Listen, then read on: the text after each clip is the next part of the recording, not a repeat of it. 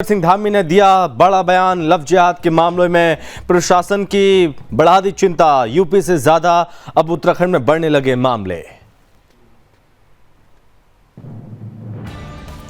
उत्तराखंड है योग आयुष आध्यात्म की भूमि। सरकार डेस्टिनेशंस बढ़ाने पर कर रही है विचार। पूरी दुनिया में योग जन जन का बन चुका कार्यक्रम। सीएम ने कहा योग शरीर को निरोगी बनाने की विद्या। देवभूमि में फिर तेजी से हो रहा डेमोग्राफिक बदलाव। तेजी से बढ़ रही मुसलमानों की जनसंख्या। जिहादियों की बढ़ती जनसंख्या पर सीएम का संज्ञान। जिहादी जनसंख्या पर धामी का एक्शन प्लान।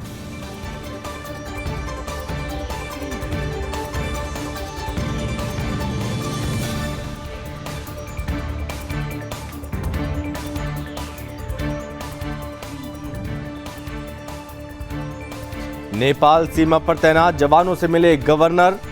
मेलाघाट पोस्ट में एसएसबी के जवानों से मुलाकात की। बढ़ाया जवानों का हौसला। जवान हर रोज एक नई चुनौती का करते हैं सामना। मुख्य सचिव की अध्यक्षता में हुई गंगा समिति की बैठक। स्ट्रेच वाइज समितियों का गठन किए जाने के निर्देश दिए। गंगा में दूषित पानी सीधे न जाए। जैविक खेती को बढ़ावा देने के लिए लोगों को जोड़ा जाए।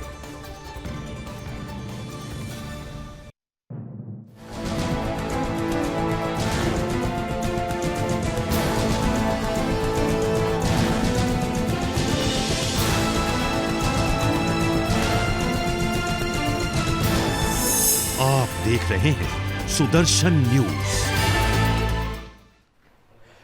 नमस्कार, बहुत स्वागत है आप सभी का अपने उत्तराखंड में। मैं हूं आपके साथ संभव गुप्ता। उत्तराखंड में लव जिहाद के मामले लगातार बढ़ रहे हैं।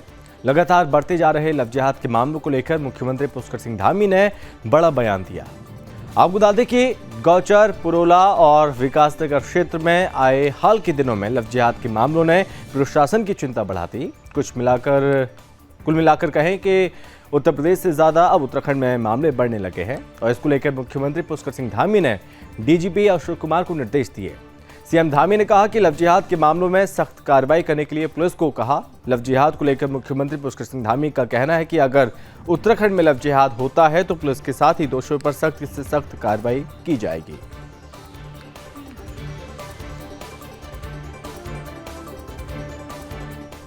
इस पर जो है सरकार सख्ती से काम कर रही है और सभी को कहा है कि सख्ती से इस पर काम करें और पुलिस जांच कर रही है। जांच में जो भी दोषी पाए जाएंगे उसके खिलाफ कठोर कार्रवाई होगी। मैंने पुलिस को, डीजीपी को निर्देश दिए हैं उनको कि वो इस पर सख्ती से काम करें और ऐसे मामले जहां भी आ रहे हैं उस पर ठीक प्रकार से जाँच करके जो भी दोषी हैं उनके खिलाफ कड़ी कार्रवाई करें। नहीं, इस पर जो है सरकार सख्ती से काम। मुख्यमंत्री पुष्कर सिंह धामी ने कहा कि उत्तराखंड योग, आयुष और आध्यात्म की भूमि है। इसका मूल उत्तराखंड ही है। उन्होंने ये भी कहा कि इसको बढ़ावा देने के लिए उत्तराखंड सरकार ने डेस्टिनेशंस बढ़ाने पर विचार किया। उन्होंने ये भी कहा कि उत्तराखंड आने वाले समय में आध्यात्मिक और सांस्कृतिक राजधानी के रूप में विकसित होगी। प्रदेश में जितने भी धार्मिक स्थल हैं जो पहले से प्रचलित हैं उनको और ज़्यादा प्रचलित किया जाएगा ताकि विश्व में उनकी अलग पहचान बन पाए। मुख्यमंत्री पुष्कर सिंह धामी ने कहा कि प्रधानमंत्री नरेंद्र मोदी के प्रयास से आज पूरी दुनिया में योग जन जन का कार्यक्रम बन चुका है। उन्होंने ये भी कहा कि योग शरीर को निरोगी बनाने की विद्या है। ये जीवन को एक दिशा देने का काम करती है और प्रत्येक व्यक्ति को अपनी दैनिक दिनचर्या में योग को शामिल करना चाहिए। इससे हमारे जीवन में सकारात्मक परिवर्तन नजर आएंगे। एक स्वस्थ जीवन पद्धति के लिए भारतीय ऋषि मुनियों की अमूल्य देन योग है।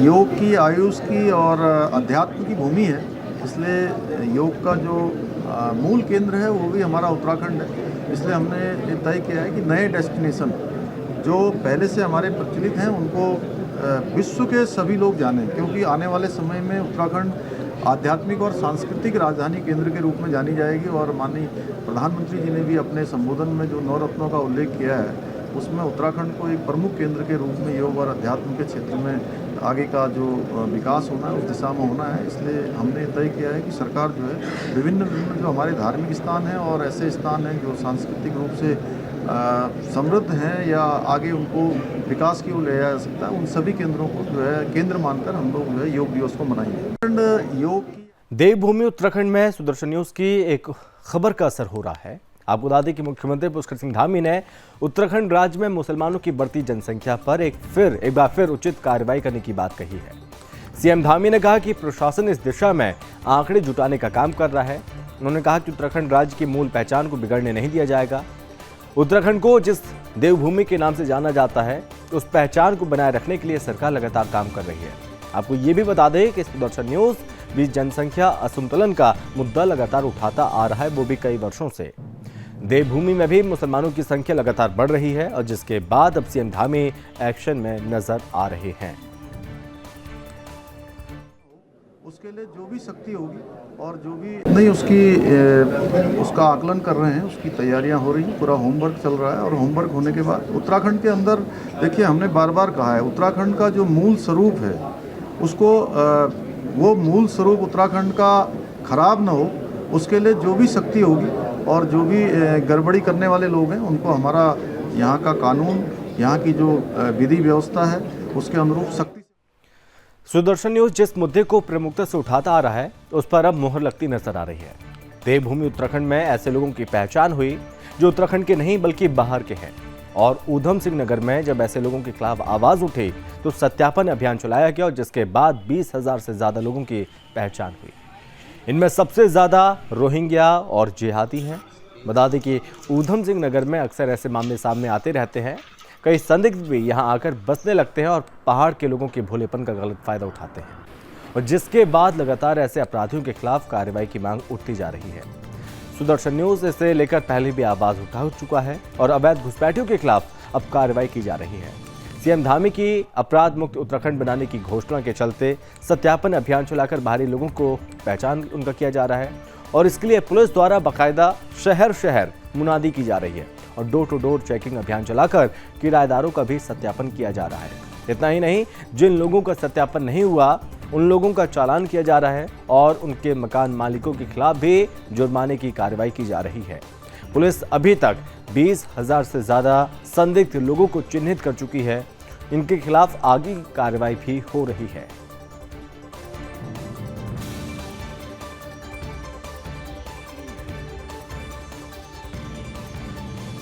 जो लोग आए हैं यहाँ पर किसी भी उद्देश्य से आए, उनके द्वारा क्योंकि आपराधिक घटनाओं में संलिप्त होने के हमें लगातार प्रकाश में आ रहा था, तो इस वजह से हमने सघन अभियान चलाया जिसमें 20,000 से ज़्यादा लोगों की जो हैं हम लोग अब तक सत्यापन कर चुके हैं और इसमें हम लोग अलग अलग कार्रवाइयाँ कर रहे हैं जिसमें 81 पुलिस एक्ट से लेकर के और अभियोग पंजीकृत करने तक की कार्रवाई है और इसमें विभिन्न लोगों का हम लोगों ने इसमें चालान किया है, जिसमें चालान की संख्या इसमें 1000 से ज़्यादा है और लगभग 250 से ज़्यादा लोगों की गिरफ्तारी अभी तक हम लोग कर चुके हैं और उन्हें बाद आवश्यक कार्रवाई उन्हें रिलीज भी किया। उत्तराखंड के राज्यपाल लेफ्टिनेंट जनरल गुरमीत सिंह ने भारत नेपाल सीमा पर मेलाघाट पोस्ट में एसएसबी वाहिनी के जवानों से मुलाकात की। राज्यपाल ने यहां सुरक्षा बलों के जवानों से मिलकर उनकी कुशल क्षेम पूछी और जवानों का हौसला बढ़ाया। उन्होंने बनबसा में 3 साल के अपने सेवाकाल की यादों को भी जवानों से साझा किया। राज्यपाल ने कहा कि विषम परिस्थितियों में हमारे जवानों द्वारा निस्वार्थ सेवा भाव से अपने कर्तव्यों का निर्वहन किया जा रहा है और इन जवानों के समर्पण और कर्तव्य निष्ठा पर हम सभी को गर्व है। राज्यपाल ने कहा कि सीमा क्षेत्र में एक अलग चुनौती है। यहाँ जवानों को अपने इंटेलिजेंस नेटवर्क को और ज़्यादा बढ़ाकर अलर्ट रहना चाहिए। उन्होंने जवानों से उनकी समस्याओं और चुनौतियों के बारे में भी जानकारी ली। मीडिया से बातचीत करते हुए महामहिम राज्यपाल ने कहा कि आज जवानों से मिलकर अपने पूर्व कार्यकाल की यादें ताज़ा हो गईं और सीमा पर तैनात जवानों का जोश और हौसला देखकर हमारे दिल गर्व से भर जाता है। सीमा पर तैनात जवान हर रोज एक नई चुनौती का सामना करते हैं, पूरी शिद्दत से देश की सुरक्षा के लिए तैनात रहते हैं। एसएसबी का हमारे देश की सुरक्षा में बड़ा योगदान है। आज आपको बता दें कि एसएसबी के जवानों से मिलकर गवर्नर होने के नाते बहुत ज़्यादा प्रसन्नता हुई है।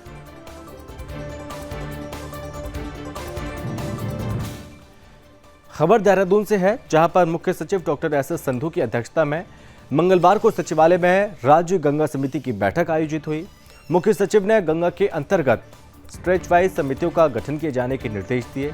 उन्होंने ये कहा कि आमजन का अभियान बनाने के लिए इन समितियों में स्थानीय बुद्धिजीवी और गंगा की स्वच्छता के लिए गंभीर लोगों को शामिल किया जाए। इससे लगातार निगरानी रखी जा सकेगी। उन्होंने जिला अधिकारियों को अच्छा कार्य करने के लिए चिन्हित कर सम्मानित भी किया जाएगा, ये बात कही।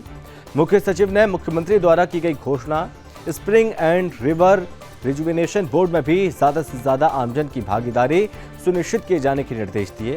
उन्होंने कहा कि गंगा में दूषित पानी सीधे ना जाए, इसके लिए एसटीपी को नदियों से दूर बनाकर उसके पानी का कृषि कार्यों में प्रयोग किया जाए और इसके लिए एक स्थान पर बड़ा प्लांट लगाने के बजाय विभिन्न स्थानों पर छोटे छोटे प्लांट लगाए जाने चाहिए। उन्होंने एसटीपी का वार्षिक सोशल ऑडिट किए जाने के निर्देश दिए और सोशल ऑडिट के लिए किसी एक एजेंसी को कार्य देने के बजाय विभिन्न एजेंसियों को इसमें शामिल किया जाए, ये बात कही। मुख्य सचिव ने घने वनीकरण पर भी फोकस किए जाने के निर्देश दिए और कहा कि नदियों के किनारे जैविक खेती को बढ़ावा देने के लिए ज़्यादा से ज़्यादा लोगों को जोड़ा जाए। उन्होंने कहा कि शुरुआती वर्षों में इससे उत्पादन कम मिलता है, लेकिन 2-3 वर्षों के बाद इसमें उत्पादन बढ़ना शुरू होता है और इसके अच्छे मूल्य मिलने से शीघ्र ही ये खेती लाभदायक हो जाती है। उन्होंने कहा कि शुरुआती 2-3 वर्षों के लिए किसानों को सपोर्ट देने के लिए कोई योजना संचालित की जा सकती है। इस मौके पर प्रमुख सचिव आर.के. सुधांशु, सचिव अरविंद सिंह, सचिन कुर्वे, अपर सचिव शहरी विकास नवनीत पांडे सहित वीडियो कॉन्फ्रेंसिंग के माध्यम से जिला अधिकारी उपस्थित रहे।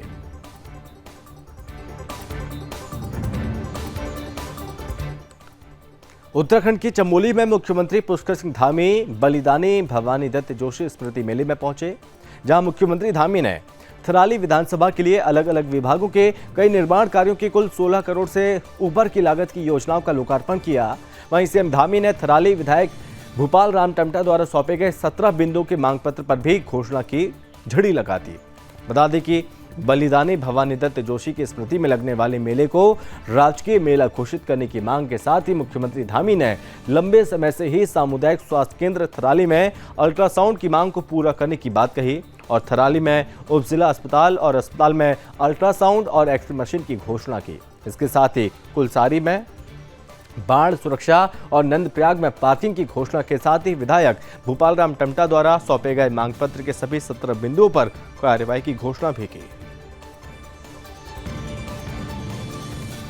न्याय पंचायत स्तर पर हमारी मातृशक्ति मैंने 17 जो हमारी समस्याएं थी, जो हमारी योजनाएं थी, जो विकास के हमारे कार्य थे, उनको मैंने माननीय मुख्यमंत्री जी के समक्ष रखा है।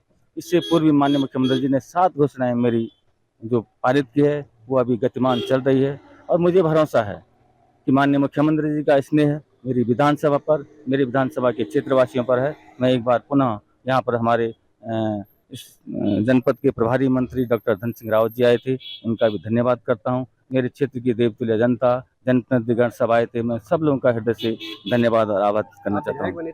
क्योंकि मेरा एक मैं जब गांव में जाता था और आज भी ये समस्या थी, मैं यहाँ जब भी मैं माननीय स्वास्थ्य मंत्री से मिला, माननीय मुख्यमंत्री से मिला, आज ये बहुत बड़ी मांग, बहुत बड़ी समस्या का माननीय मुख्यमंत्री जी ने समाधान निकाला है। मैं इसके लिए माननीय मुख्यमंत्री जी का भूरी प्रशंसा और कोटि कोटि धन्यवाद करना चाहता हूँ। उप जिला चिकित्सालय जो है कर्णप्रयाग में दो एक जिला चिकित्सालय, एक उप जिला चिकित्सालय बना गया, तो वो जो शिफ्ट होगा वो कर्णप्रयाग वाला जो उप जिला चिकित्सालय है वो शायद यहाँ शिफ्ट होगा। तो मैं बहुत बहुत बधाई देता हूँ माननीय विधायक जी को, माननीय प्रभारी मंत्री जो स्वास्थ्य मंत्री हैं और माननीय मुख्यमंत्री जी को बहुत बहुत बधाई देता हूँ। बात करेंगे पौड़ी की, जहां पौड़ी में मंदिर के अंदर बने मजार का वीडियो सोशल मीडिया पर वायरल हो रहा है। ये वीडियो खिरसू का बताया जा रहा है। वीडियो को लेकर लोगों में उबाल है और दूसरी तरफ डीएम ने मामले पर जांच के आदेश दिए। दरअसल खिरसू ब्लॉक के देवलगढ़ खिरसू मोटर मार्ग पर मंदिर के अंदर बनी मजार इन दिनों सोशल मीडिया में जमकर वायरल हो रही है। ये वीडियो तब वायरल हुआ जब कुछ युवक मोटर मार्ग से होते हुए गुजर रहे थे। इस दौरान युवकों की नज़र मंदिर स्वरूप में बने मजार पर पड़ी और युवक इसे देखने के लिए वहां पर चले गए। युवकों ने इस वीडियो को बनाया, सोशल मीडिया पर डाल दिया, जिसके बाद से ही ये वीडियो लगातार वायरल हो रहा है। अब हिंदू धर्म से आस्था रखने वाले लोग मंदिर स्वरूप में बने इस मजार पर सवाल खड़े कर रहे हैं। इसके साथ ही उनके द्वारा जिला प्रशासन से मांग की जा रही है कि जिला प्रशासन ये सुनिश्चित करें कि यहां अवैध निर्माण किया गया है या फिर वैध निर्माण है। ये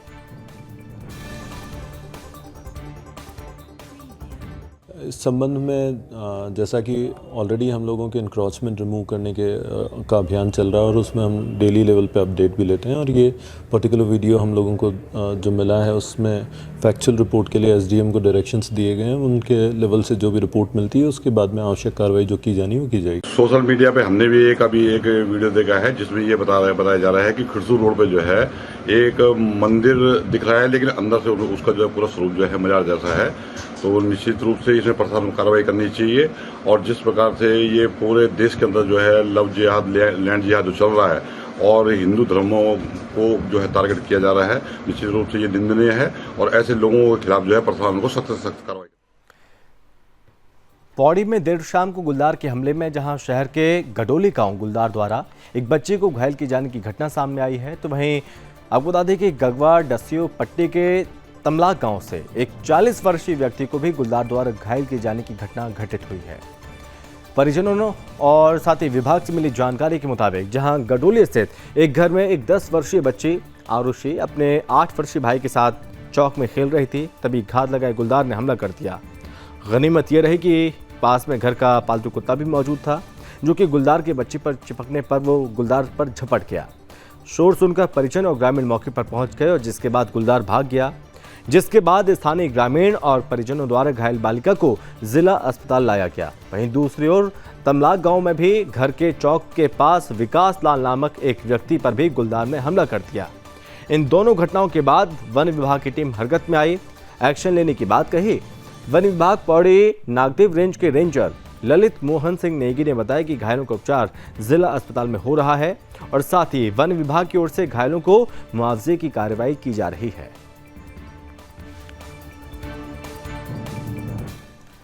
खबर जनपद उधम सिंह नगर के जसपुर कोतवाली क्षेत्र से है, जहां पर क्षेत्र निवासी एक महिला ने स्थानीय कोतवाली में अपनी प्राथमिकी दर्ज कराते हुए बताया कि भारतीय नारी रक्षा सेना के राष्ट्रीय अध्यक्ष सूरज प्रजापति उसके बेटे जसवीर ने उसके साथ दुष्कर्म किया।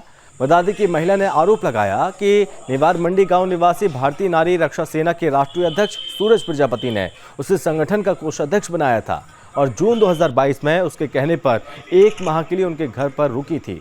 परिवार की गैर मौजूदगी में उसके बेटे जसवीर ने नशीला पदार्थ खिलाकर उसके साथ दुष्कर्म किया और विरोध करने पर अश्लील वीडियो वायरल करने की धमकी भी दी।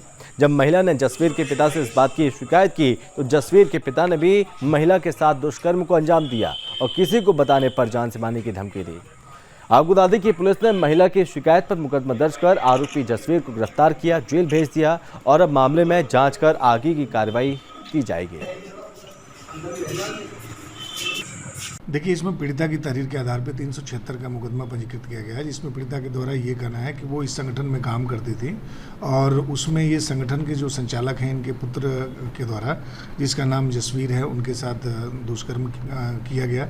जब इस चीज़ को इन्होंने संचालक को बताया तो उन्होंने भी इसका संज्ञान नहीं लिया। इस तरीके से यह मुकदमा यह नारी रक्षा दल के संचालक और उनके सुपुत्र के विरुद्ध था। हमने इनके पुत्र जसवीर की अरेस्टिंग कर ली है। शीघ्र ही जो मुकदमे में अन्य जो मेरिट आएगी उसमें फर्दर हमारे द्वारा कार्रवाई इसमें सुनिश्चित की जाएगी। रामनगर में देर रात एमपी हिंदू इंटर कॉलेज प्रांगण से अज्ञात चंदन तस्करों ने कॉलेज प्रांगण में करीब 20 साल पहले लगाए गए चंदन के पेड़ को काट डाला। सूचना मिलने के बाद जहां एक तरफ कॉलेज प्रशासन में हड़कंप मच गया तो वहीं घटना की जानकारी मिलने पर पुलिस भी मौके पर पहुंची। कॉलेज के प्रधानाचार्य संजीव शर्मा ने जानकारी दी और बताया कि वर्तमान में कॉलेज में ग्रीष्मकालीन अवकाश चल रहा है और कॉलेज स्टाफ भी छुट्टी पर है और ऐसे में कॉलेज के बंद पड़े कैंपस से चंदन का पेड़ काटना एक बड़ी घटना है। उन्होंने कहा कि इस मामले में कोतवाली पुलिस में शिकायत दर्ज करवाई गई। जानकारी मिलने के बाद पुलिस भी मौके पर पहुंची और पुलिस ने कॉलेज में लगे सीसीटीवी कैमरे की फुटेज खंगालना शुरू किया। सीसीटीवी कैमरे में 2 लोग पेड़ काटते हुए दिखाई दिए। फिलहाल पुलिस मामले की जांच में जुटी हुई है।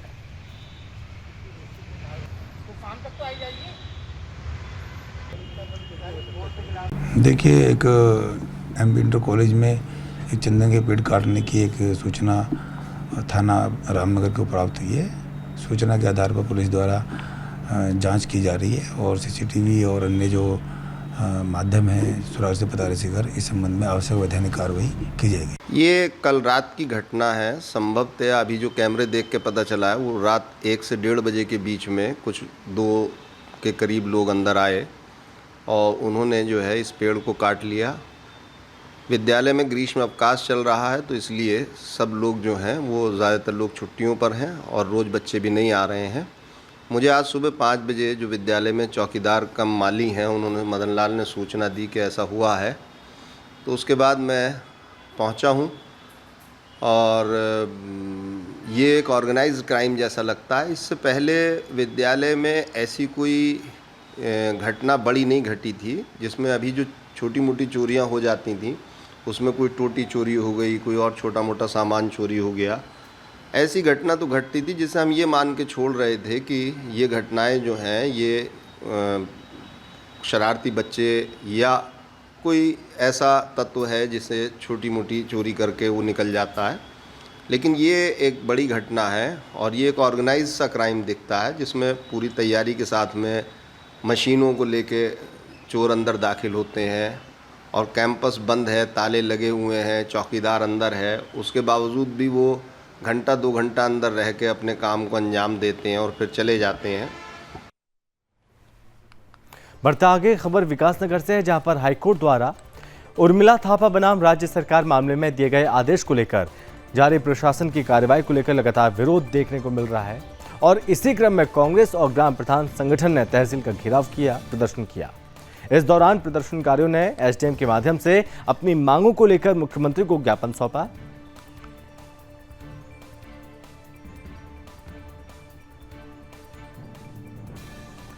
आबूदादी के प्रदर्शनकारियों ने कहा कि हाईकोर्ट में अतिक्रमण के मामले को लेकर राज्य सरकार की ओर से कोई ठोस पैरवी नहीं की गई, जिसका खामियाजा आज क्षेत्र की जनता को भुगतना पड़ रहा है।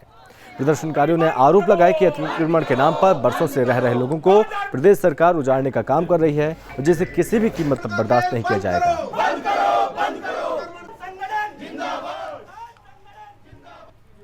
ग्राम प्रधान संगठन के द्वारा एक ज्ञापन दिया गया है माननीय मुख्यमंत्री जी को संबोधित, जिसमें उर्मिला अतिक्रमण के नाम पे शासन प्रशासन द्वारा कई सालों से 70-80 सालों से लोग जो बसे हुए उन लोगों को परेशान करने का काम किया जा रहा है, उनको डराने का, एक तरह से डराने का काम किया जा रहा है, क्योंकि उन लोगों के पास दाखिल खारिज है जमीन, तो इनके पास पट्टे उपलब्ध है, उनके पास सरकारी सुविधाएं, बिजली, पानी, राशन कार्ड, आधार कार्ड सब कुछ है। इसके बावजूद भी उन लोगों के घर में जो है निशान लगा दिया जाए, वो लोग दहशत में है। और दूसरी बात ये कि हमारा कहने का ये है कि जो कोर्ट का आदेश था वो ये था कि नदी के किनारे जो लोग बसे हुए उनको अतिक्रमण हटाने का था, लेकिन जो लोग नदी से 3-4 किलोमीटर की दूरी पे भी रहते हैं उन लोगों को भी नोटिस दिया गया। तो ये सरकार कहाँ सो रही है, क्या लोगों को परेशान करने का काम करे? और मैं तो ये कहती हूँ कि ये सरकार लोगों के घरों को तोड़ना, आपने ठकराने का मामला देखा होगा कि खुले में बिल्कुल छोड़ दिया, रातों रात लोगों के घरों को तोड़, उनको सड़क पे अपना रहने को मजबूर करते हैं, उनके पुनर्वास की कोई सरकार ने व्यवस्था नहीं करी कि वो कुछ दिन वहाँ रहे और अपना आशियाना तलाशें। तो ये सरकार लोगों को बसाना नहीं, उजाड़ना जानती है। और हमारा कहना ये है कि अगर ये सरकार सही तथ्य कोर्ट में प्रस्तुत करती, ये राजस्व विभाग सही अपने रिपोर्ट बना के देता, वो ऐसी नौबत नहीं आती। तो इन्होंने कोर्ट को भी अंधेरे में रखा। मैं तो ये कहती हूँ सरकार ने अंधेरे में रखा। अगर ये सरकार नहीं चेतती है और उन लोगों को राहत नहीं देती है तो कांग्रेस पार्टी उन स्थानीय लोगों के साथ एक बहुत बड़ा जनसमूह के साथ विधानसभा आंदोलन करने को बाध्य रहेगी। ये ज्ञापन हमारा जो है समस्त प्रधान संगठन की तरफ से आज एसडीएम महोदय को दे रहे हैं। हमारे यहाँ पर जो है अभी मकानों को तोड़ने के जो आदेश दिए गए हैं, हम इसमें चाहते हैं कि जो उत्तराखंड सरकार ने पहले जो है एक विस्थापन समिति बनाई है माननीय सुबोध उनियाल जी और सौरभ बहुगुणा जी के नेतृत्व में, तो हम चाहेंगे कि अगर पहले जो है उनके रहने की व्यवस्था की जाए, उसके बाद ही जो इन मकानों को तोड़ा जाए। यही हमारी मांग और इसी को लेके जो हम आज समस्त प्रधान लोग जो है यहाँ तहसील परिसर में आए हैं। मांगे पूरी नहीं हुई तो अगला कदम क्या होगा? अगला कदम हमारा जो है, अगर हमें इसके बाद डीएम और माननीय मुख्यमंत्री महोदय से ही मिलना पड़ेगा, हम मिलेंगे और उसके बाद भी अगर हमारी मांगों को पूरा नहीं किया जाता है तो हम जो है इसमें आगे भी लड़ाई लड़ेंगे। कोर्ट के माध्यम से भी हम इसमें जो है कोशिश करेंगे कि जो है हमारे क्षेत्र की जनता को जो है राहत मिले। मसूरी मॉल रोड के पुनर्निर्माण और सौंदर्यीकरण के काम को लेकर की जा रही लापरवाही और अव्यवस्थाओं को लेकर पूर्व मुख्यमंत्री हरीश रावत मसूरी के गांधी चौक पर कांग्रेस कार्यकर्ताओं के साथ सरकार के खिलाफ धरना दे रहे हैं। उन्होंने कहा कि सरकार की गलत नीतियों का खामियाजा मसूरी के पर्यटन व्यवसाय पर पड़ रहा है और मसूरी का पर्यटन व्यवसाय प्रभावित हुआ, जिसकी संपूर्ण जिम्मेदारी प्रदेश सरकार की है। उन्होंने क्षेत्रीय विधायक कैबिनेट मंत्री गणेश जोशी को भी आड़े हाथों लिया। कांग्रेस के वरिष्ठ नेता हरीश रावत ने मसूरी में चल रहे निर्माण और सौंदर्यीकरण को लेकर सरकार पर निशाना साधा और साथ ही उन्होंने तय समय पर कार्य पूरा न होने पर आंदोलन की चेतावनी दी। वहीं इस समय मसूरी में देश विदेश के सैलानी पहुंच रहे हैं। लोगों का कहना है कि पुनर्निर्माण कार्य से उनका पर्यटन सीजन प्रभावित हो रहा है।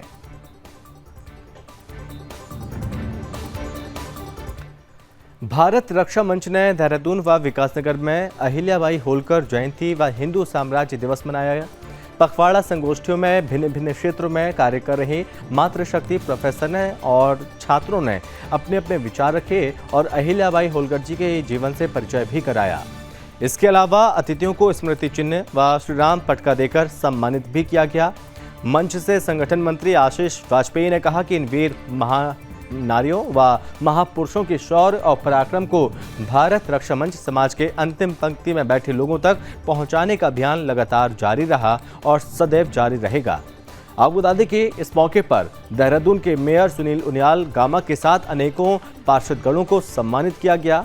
मंच के पदाधिकारी गिरीश चंद्र पांडे जी, संजीव कुमार गुप्ता, महिला मंच प्रमुख अर्जुना पांडे, बीजेपी उपाध्यक्ष नीरू देवी, संदीप महावर जिला कार्यवाहक ने मंच का संचालन किया।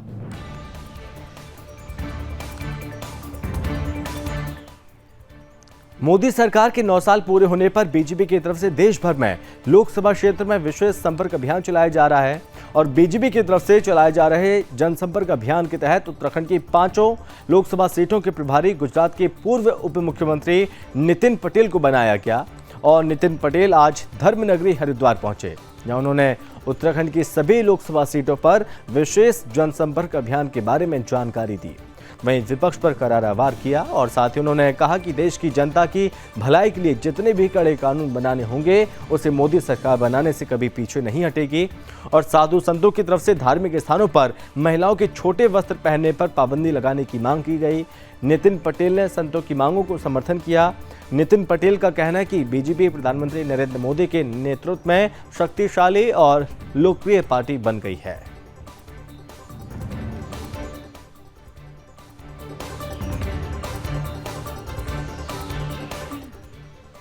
और इसी के साथ इस बुलेटिन में बस इतना ही। आप देखते रहिए सुदर्शन न्यूज। जय हिंद।